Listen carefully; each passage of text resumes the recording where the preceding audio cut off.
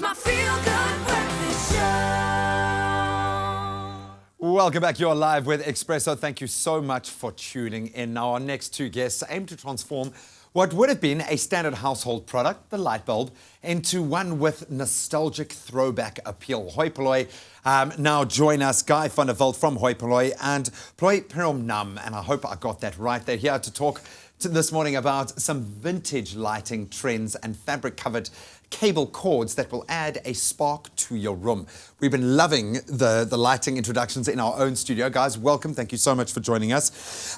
Let's talk about vintage lighting trends. Why is this so exciting? Is everything gone retro at the moment? It's been going for a while. Obviously, it's been around for a long time. It's the vintage. We feel that it's something that people are yearning for, something that was really beautifully designed, something simple and well made. Yeah, I think if you look at sort of a lot of the lighting today, in fact, a lot of the world, everything's very fast and flashy. Yeah. And people yearn for something nostalgic, a little bit slower, a different value system. We always use the word rustic, something that makes you feel like you're back home. Now, you specialize in vintage Edison light bulbs. Talk to me about those specific, are these those light bulbs? Yes, yeah, these are handmade light bulbs. It's the vintage Edison bulbs, and the reason we call that is because of the Thomas Edison. He made the light bulbs the similar way in the past, and these are just basically hand-strung. They give very nice amber glow, unlike the LED or the fluorescent. Oh, yeah. Yes. There's something, and I'd love to take a couple of cell phone pics next to the light to see how they factor in, because it does create a particular kind of mood. Yes. And with these sorts of lighting installations, that's very much what it's about. And we're seeing mechanics down on the outside. We're seeing copper pipes being displayed. It's a very different kind of trend. We're seeing the way that people build their design in their house around lighting shift quite dramatically, Guy? Absolutely, yeah. So, you know, there's sort of been a move away from lampshades and having the light bulbs exposed. Yeah. You mentioned the atmospheric quality of the light. It's a lot more like sort of a candlelight. So you'd find them in restaurants and maybe sort of mood lighting in a bedroom to bring back some of the romance. And we're seeing cables that are being displayed bare.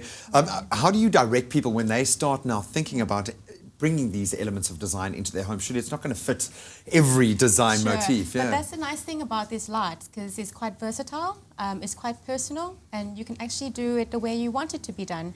It doesn't just fix you only just to have a lighting fixture. You can just do stringing the cords around, doing whatever you feel like doing, because we open up for a lot of personal touch. Yeah, just on that note, the cable, you know, traditionally originally it was sort of something that was functional, the fabric cable. Yeah. And then that moved over to PVC, which is a little bit ugly, so people tend to hide them. But now what we're doing is we're kind of exposing them again and bringing them out as a design feature with the lights. If I could ask, because I know you guys must be grappling with tons of new trends coming in, something that makes you excited, some new trends in lighting, what stands out for you? What stands out for us?